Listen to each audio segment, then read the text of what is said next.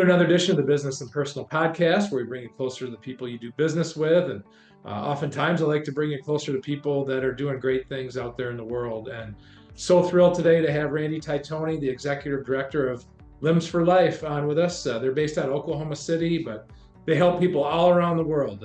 Pretty amazing what they do, and we're going to get into that here in this podcast. But first of all, Randy, thanks for taking the time to join me today. Oh, you bet. I'm super excited to be here, Ryan. So it's the Business and Personal Podcast. So just tell people a little bit about yourself, first of all, and what led you to Limbs for Life. Well, my experience with Limbs for Life goes all the way back to 1995. I was practicing physical therapy here in Oklahoma City, world-renowned prosthetic facility here, Scott Sablich Prosthetics. Back then, it was just Sablich Prosthetics. When John, his father, had the business, he started the foundation in 1995, and I was actually the therapist for the first executive director. About a year after the foundation started, they asked me to be on the board, so I was on the board of directors here for about 10 years. Fantastic. So just this, we only have so much time in this podcast, so we can't get into every single thing that Limbs for Life does, but give our listeners and viewers an idea of exactly what you do there. Well, I say all the time, our mission here is an inch wide and a mile deep. We provide fully functional prosthetic devices to people who are uninsured or underinsured. So people that don't have insurance, or you might have insurance, but it doesn't pay for prosthetics. So over the last 2 years, we've spent close to $1.5 million. So our reach is very, very wide. So explain to me how this works. Any time that there's an amputation involved, generally it's very traumatic. An accident maybe happens, and life-changing. People don't have the money, they don't have the means. So what you need is so valuable. So let's say someone ran into that situation. They have an amputation, they have no means to pay for their new prosthetic. Does a clinic reach out to you for the donated parts? So a clinic can reach out to us. The clinic can have the patient reach out to us. A lot of times they'll just Google, because they're really faced with more than one problem. They've just lost a leg, so they don't know how to adapt and overcome that struggle. And then they don't have insurance, so now they're wondering how they're going to pay for it. And so they reach out to us. And so we provide that guidance and those services. And so they literally just fill out an application. We need to make sure that they don't have the financial means to pay for a prosthesis. They can actually be 250% above the poverty level. So you don't have to be, destitute, and you can have a job. And so we just want to make sure that you don't have the financial means to buy a prosthesis on your own. So we do a criminal background check to make sure that we're dealing with, reasonably great people. And so then when we have the funding to provide it, we approve them and we reach out to the clinic. The clinic provides the prosthesis and we write a check to the clinic. So is it always the person that reaches out directly to you and then you work with the clinic afterwards, or could it be the reverse where the clinic reaches out? It can be the reverse. A patient can go into the clinic and say, hey, I lost my leg. I don't have insurance, or, I don't know what the process is. And the clinic can say, well, we work with the Limbs for Life Foundation because we work with over 300 clinic partners in the U.S. And they can direct us here. They can call us, they can email us. We have a great relationship with all of these clinics. And so then we get to work with trying to get people approved as fast as we can and with the funding that we have. And so it's at a fraction of a cost of what the prosthesis actually pays, but the facilities work with us at a discounted rate. Win-win for everybody. Obviously, the patient gets the prosthesis that they maybe normally wouldn't be able to get. Right. The clinic still gets some income from the process, and they feel Absolutely. good about what they're doing. And then, of course, you feel great, about what you're doing. Now, from the clinic side of it, perhaps there's a clinic that sees this that hadn't heard of Limbs for Life before. Is there a process for them to become a partner with you? Basically, they just have to agree to our terms, and that is that they will provide a prosthesis, they will provide a picture of the patient at delivery, really just showing that they got the leg. Then they will have the patient sign the delivery ticket, and they will agree to warranty the leg just like they would anyone else. Then they simply send us an invoice and we pay them in about a week. Okay. So oftentimes, is it you provide every single part that's needed for that prosthesis and it's built from scratch, or sometimes they only need a few parts? Like, how does that normally work? Yeah, virtually they're building a brand new prosthesis from scratch. And so we provide the parts and components, and those are recycled or refurbished. And so those parts, the foot, the pylon, which you might say is the tibia of a prosthesis, and then if they're an above knee amputee, the knee. And so we will provide all those parts and components, and then they will fabricate the socket, which is what goes next to the skin or close to the skin. And you have parts for both above and below the waist prosthesis? Absolutely. We have Okay. thousands of parts because we have people donate used prosthetic devices to us all the time.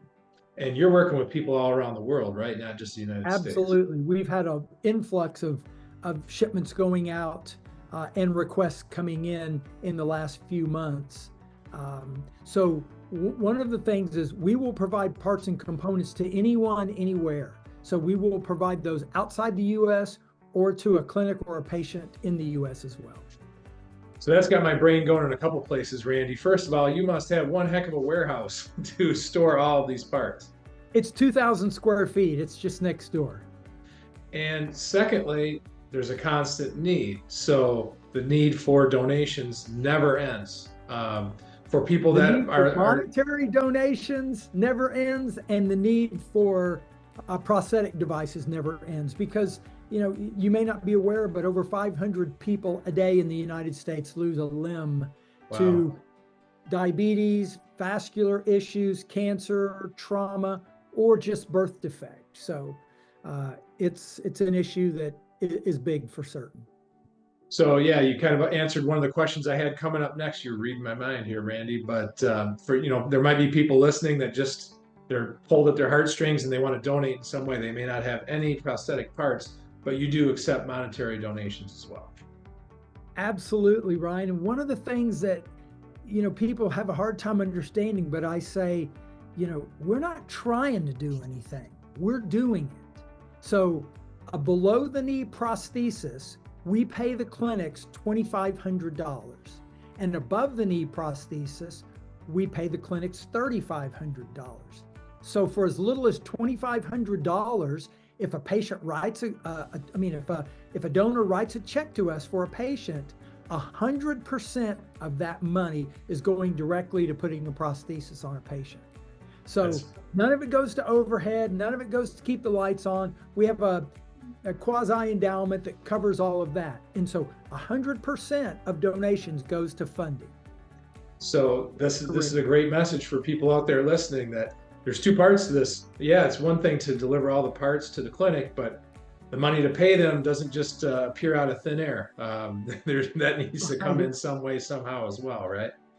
Right. Sometimes people will email us and say, I heard I could get a free leg from you. And I say, well, it's at no cost to you. They're not free because people are donating money and we're writing a check. And so I want people to understand that we take their donation and their goodness and their kindness in their donation very, very serious. And we do the best we can to be good stewards of their money. Apologize, I'm going to ask you kind of a loaded question right now, but what are some of the biggest needs for Limbs for Life right now? If you had to kind of rank the top couple of things, what are you really looking for? Well, in regard to monetary issues, the need always outweighs the ability to fund people. And so that's just a constant need.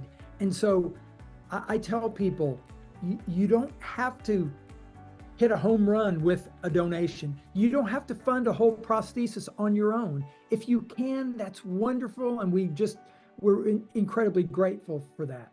But just last week, I sent a handwritten note to a young lady who has been donating $20 a month for 6 years, and she's funded a prosthesis on her own.